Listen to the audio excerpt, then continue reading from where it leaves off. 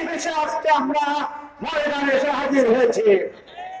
আজকে এই সময়ে আমাদেরকে সমস্ত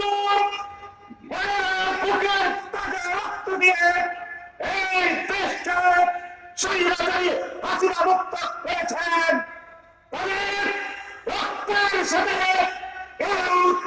পরিবর্তন না করে এর জন্য আমাদেরকে সবসময় সোনার করতে হবে। আমরা সফল করতে চাই প্রতিটা স্বৈরাচারী করে আছি না ভারতে বসে এক দেশের বিরুদ্ধে ষড়যন্ত্র করছে। আমরা বলতে চাই অনেকেই বলে শেখ হাসিনা যাতে দেশে না আসতে পারেন। আমি বলতে চাই শেখ হাসিনার বিরুদ্ধে বাংলাদেশের অপরাধ ট্রাইব্যুনাল থেকে গ্রেফতারি পরোয়ানা জারি করা হয়েছে। আগামী 18 নভেম্বর তাকে গ্রেফতার করে আমাদের সঙ্গে হাজির করতে হবে।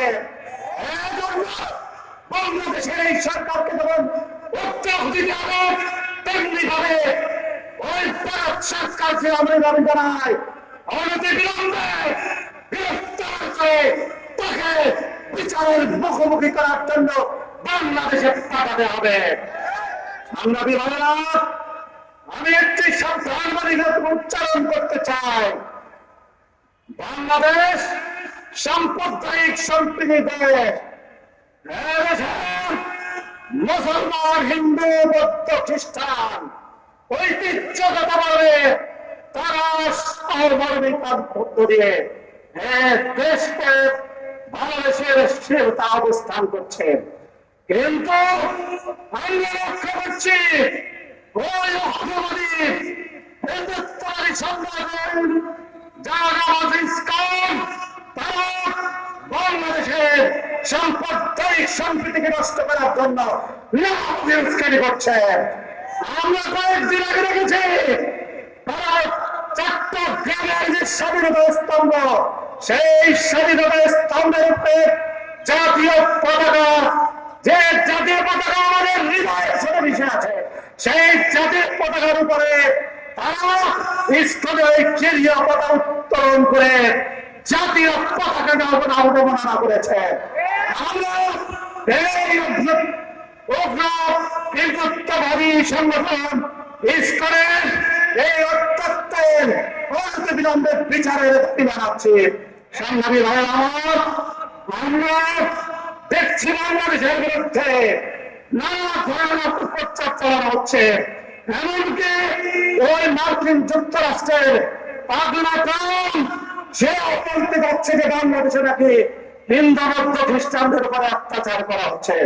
আমরা বলতে চাই এই মিথ্যা অপপ্রচার চালিয়ে এই দেশবাসীকে বিভ্রান্ত করা যাবে না, দুনিয়াবাসীকে বিভ্রান্ত করা যাবে না।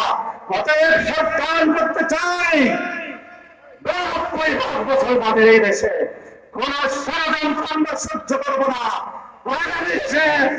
আগামীতে এই বাংলাদেশ এদেশের ডেঙ্গার বুদ্ধিজীবীদের সমন্বয়ে গঠিত মজলিসের নেতা এবং কর্মীরা এদেশের নেতৃত্ব দেবে। সর্বশেষ মানিকগঞ্জ 2 আসন, সিংহার এবং মনোহরিরামপুরের জনগণের প্রতি আমরা আহ্বান জানাতে চাই।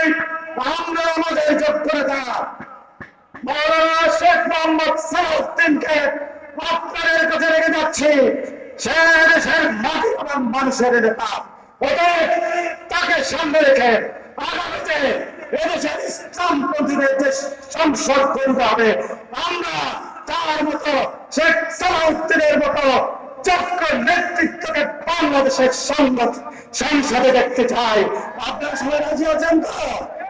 নারায়ে তাকবীর, নারায়ে তাকবীর। সম্মানিত উপস্থিতি, এ পর্বে